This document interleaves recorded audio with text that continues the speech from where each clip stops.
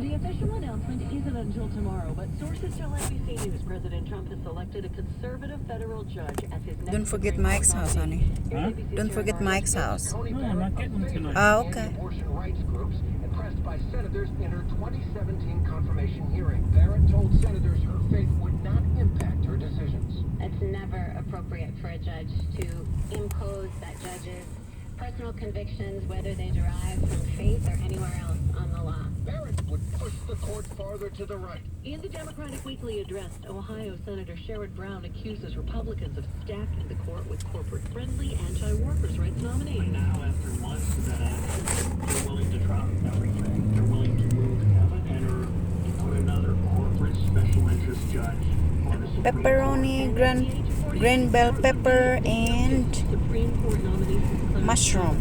The president is at a rally in Newport News, Virginia, expected to speak at any moment. Earlier today, he held a Blacks for Trump event in Atlanta. Gonna try it. Like Joe Biden have taken Ooh, so hot. for granted. He also talked to Latino voters today in Miami. A grim new benchmark in the battle against COVID-19. The ongoing tally by Johns Hopkins University says the U.S. has surpassed 7 million cases, an increase of 1 million in less than a month.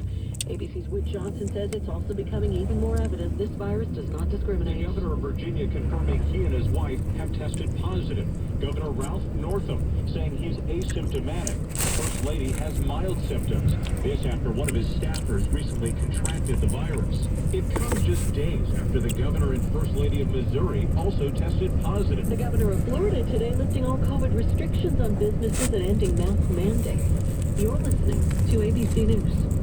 News Radio 610 WTVN. I'm Allison Wyatt. The Franklin County Sheriff's Office says a deputy was killed in that massive crash on US 33 in Canal Winchester today. The deputy's name has not yet been released.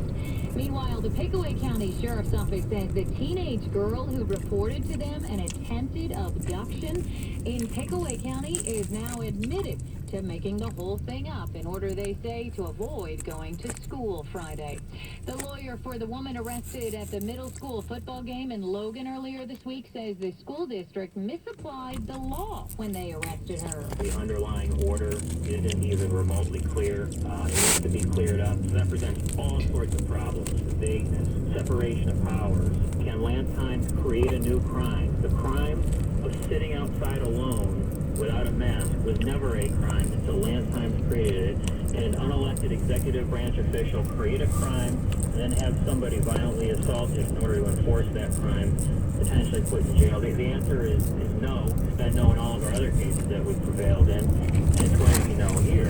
And then there's also the question of excessive force, which if it wasn't a crime at all, then police force is inherently excessive. Alicia Kitt's attorney, Marie Thompson, who spoke to Arm House Blazer today. The district says Kitts was asked to leave and then removed as a trespasser when she did not comply.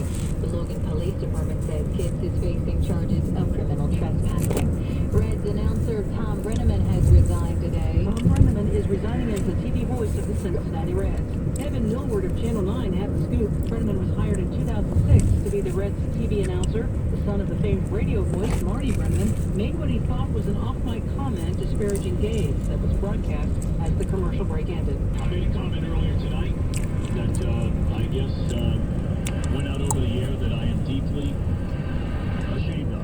Brenneman said in a statement he thanked the Reds, the fans, and the LGBTQ community for the incredible support and grace that they've shown to him and his family. Brenneman ended his statement by taking responsibility again for what he said and apologized. A number of things have been banned at the Cleveland Presidential Debate Zone ahead of next week's event. The city's Board of Control says lumber, metal, plastic, air rifles, and weapons and umbrellas that have metal tips are not allowed to be in the debate zone. I'm Allison Wyatt. Lindsay Honda's September Guide and Drive. All you need is a pen to drive away in a new Lindsay Honda. You can be approved today. That's right. With Honda Summer Clearance coming to an end, we're making deals on all remaining 2020 models, like a new Honda HR-V or CR-V, both with all-wheel drive and both zero down, only $249 a month. No down payment, no first month's payment, and no security deposit. But only during Lindsay Honda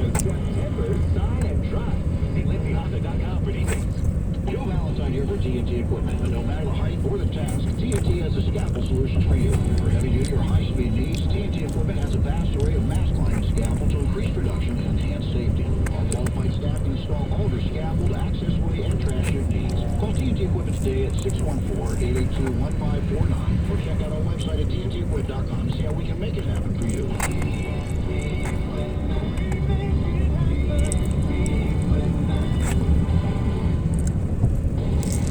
We are headed into a beautiful weekend. Tonight, clear and 58 degrees. Then on Saturday, a high up to 83, so it feels like June again outside. A little more humid on Sunday with a high of 82. I'm ABC6 First Warning Chief Meteorologist Marshall McBeef on your severe weather station, News Radio 610 WTBN.